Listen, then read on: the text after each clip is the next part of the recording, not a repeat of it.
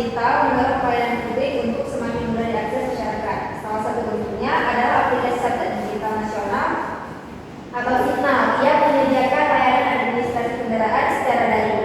Namun, dalam penggunaannya masih ditemukan beberapa kendala, terutama terkait usability seperti tampilan, navigasi, dan pemahaman istilah. Oleh karena itu, diperlukan evaluasi yang terbuka menggunakan metode first second third dan heuristic evaluation agar dapat mengidentifikasi masalah serta memberikan masukan perbaikan demi meningkatkan kenyamanan dan efektivitas penggunaan aplikasi. Selanjutnya, untuk evaluasinya, yaitu yang pertama ada petugas loket, pengambilan STNK, TNKB, dan notis pajak.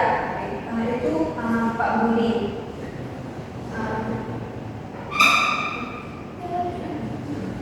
Terus selanjutnya ada itu Ardiansyah Nugraha, yaitu sebagai pengawas area servis kendaraan.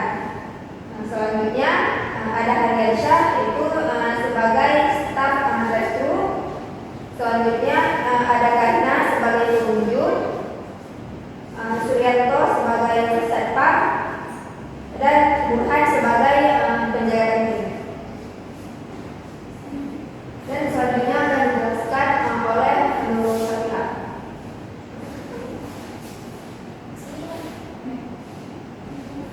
Nah, untuk selanjutnya adalah teman-teman yang dari hasil evaluasi kami menggunakan. Selanjutnya adalah lanjutan temuan dari hasil evaluasi kami menggunakan metode heuristic evaluation dari Don Norman. Nah, prinsip pertama itu use real world dan user knowledge. Nah, pada halaman yang terdapat pada aplikasi Signal, halaman yang melanggar prinsip use real world dan user knowledge. Pertama itu pada halaman ini tepatnya pada one stop service. One stop service ini dianggap tidak efektif karena bisa jadi pengguna tidak paham karena menggunakan bahasa asing. Sebaiknya digunakan bahasa Indonesia saja. Kemudian pada halaman panduan foto KTP, tepatnya pada instruksi KTP harus valid atau belum pada masa. Nah, instruksi tersebut sebaiknya diganti dengan KTP masih aktif atau belum pada masa. Pada halaman selanjutnya yang melanggar prinsip pertama itu pada panduan foto liveness dan hasil foto liveness. Nah, pada dua halaman ini mempunyai problem yang sama, yaitu pada kata-kata liveness. Nah, kata-kata ini juga tidak efektif karena dianggap dapat membuat para pengguna aplikasi bingung. Sebaiknya kata liveness ini diganti dengan misalnya pada halaman ini menjadi panduan foto wajah dan pada halaman ini diganti dengan hasil foto wajah. Nah, kemudian halaman selanjutnya yang melanggar prinsip utama itu pada email verification, terutama pada profilnya. Sebaiknya pada akun-akun resmi seperti akun Samsung itu menggunakan profil dengan foto resmi juga, karena jika tidak mempunyai profil, pengguna bisa lalu apakah email yang dikirim itu benar-benar dari Samsung atau bukan. Kemudian pada layanan digital, terutama pada singkatan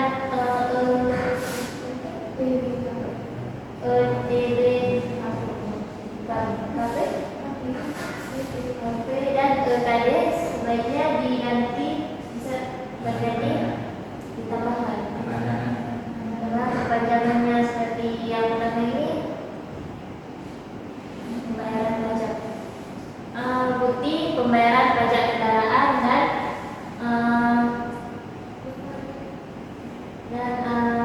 pokoknya kepanjangan atau maksud dari singkatan-singkatan ini. Selanjutnya pada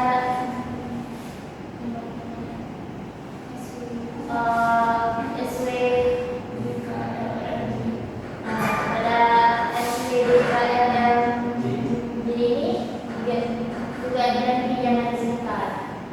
Dan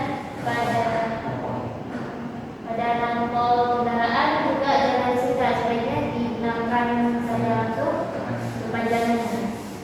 Untuk selanjutnya akan dijelaskan oleh saya. Selanjutnya adalah simplify text structure. Jadi untuk masalah selanjutnya ini kita terlalu banyak instruksi, kita nggak diarahkan untuk mengisi satu persatu. Jadi kita tidak diarahkan untuk mengisi satu persatu sehingga instruksinya kurang jelas. Kemudian pada halaman kedua ini terlalu banyak instruksi seperti posisi wajah Anda harus diputus-putus, ketika matahari nggak nampak, dan tegakkan ponsel. Ini informasinya tersebar-sebar, jadi strukturnya itu nggak jelas.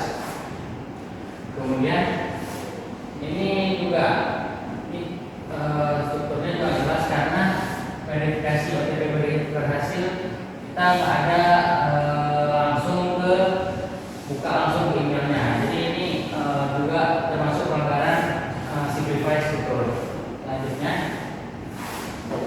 pada halaman verifikasi ini kita terlalu banyak mendapatkan informasi seperti silakan daftar kendaraan motor Anda di Signal, lengkapi pendaftaran pengesahan STNK. Jadi ini juga ada customer service itu. Jadi terlalu banyak informasi. Jadi kita nggak dikasih tahu apa dulu yang harus kita lakukan setelah kita mengaplikasi email kita. Kemudian pada halaman ini kita juga ada melanggar simplify karena ada tulisan email 2 kali. Ini juga melanggar konsep simplify terstruktur. Kemudian halaman ini yang keenam nggak ada namanya search bar. Jadi ini mempersulit user untuk mencari nama lembaga bank yang digunakan oleh seorang user tersebut. Selanjutnya akan dijelaskan oleh Linda. Oke, jadi prinsip yang ketiga yang dilanggar itu adalah visible execution and evaluation. Yang pertama di halaman ini nggak ada tanda atau indikasi loadingnya. Jadi pengguna harus menunggu sampai kapan. Terus di sini memang ada pilihan-pilihannya, cuman nggak ada ditulis ini mulai berapa atau halaman keberapa. Seharusnya ditulis 1/4 atau lain sebagainya, atau mungkin halaman 1 dari 4. Jadi pengguna tahu harus menggeser berapa halaman lagi. Terus di sini seharusnya yang dibawakan ini daftar di sini, bukan belum punya akun, karena ini bisa dibilang nggak terlihat pengguna. Terus yang terakhir di halaman verifikasi KTP ini yang ditekankan itu untuk apa kita balik ke beranda, sedangkan di beranda kita nggak bisa melakukan apa-apa. Jadi seharusnya udah cukup aja dengan verifikasi sekarang.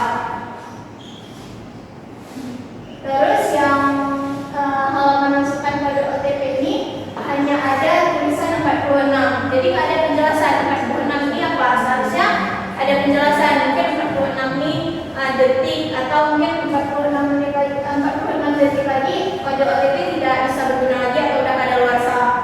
Terus di sini indikatornya ini terlalu kecil, dan juga indikatornya ini dia nggak ada menjelaskan ada berapa tahap yang harus kita lewati. Jadi pengguna bisa bilang ragu dia harus ngapain setelah ini. Kemudian yang di sini di foto ulang ini dia seharusnya lebih ke tombol, karena pengguna ini nggak tahu ini bisa diklik atau enggak.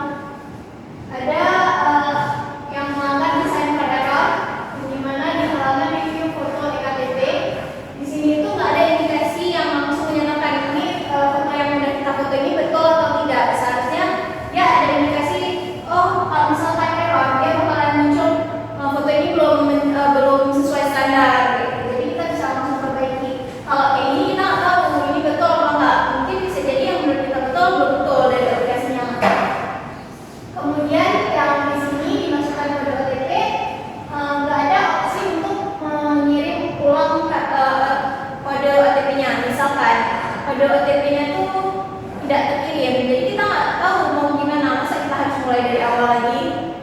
Jadi sebaiknya tambahin fungsi kirim ulang kode OTP. Terus yang di sini di halaman verifikasi OTP berhasil nggak ada feedback kalau misalnya gimana nggak diterima. Sebenarnya fungsi ini sama juga sama ini. Kesalahannya sama aja. Kalau misalnya kita udah verifikasinya tuh dia itu nggak ada, dia ngasih pemberitahuan ke kita lewat email, tapi kita nggak bisa kirim ulang email. Misalnya emailnya tuh nggak masuk, jadi kita nggak tahu apa-apa, kita nggak tahu mau ngelakuin apa. Kemudian selanjutnya akan dijelaskan oleh Jazila.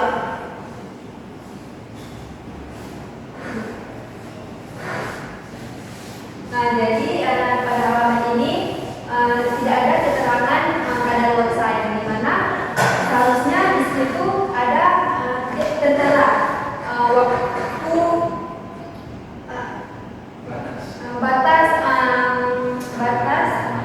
batas berlaku aktivasi emailnya ini. Selanjutnya pada halaman ini hanya pesan kesalahan, tidak ada solusi. Yang dimana seharusnya tuh tombol OK-nya tuh diganti aja ke daftarkan sekarang. Selanjutnya tidak ada solusi jika tidak menerima email. Yang seharusnya ada tombol untuk kirim email ulang.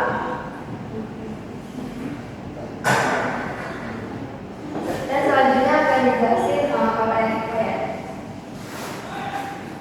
Kemudian prinsip ketujuh itu adalah standaris.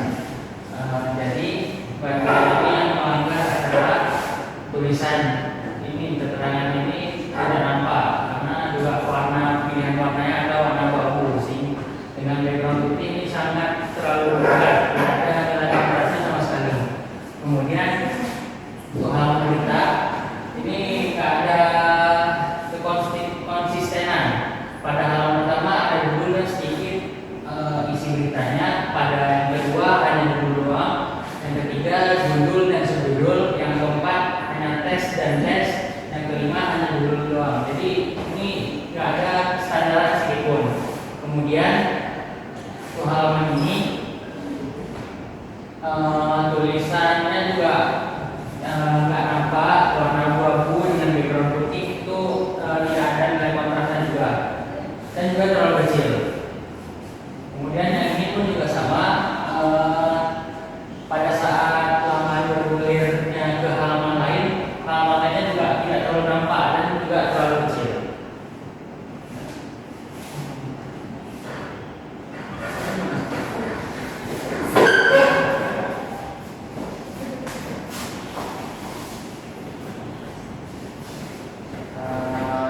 Sekian presentasi dari kami selaku kelompok 4.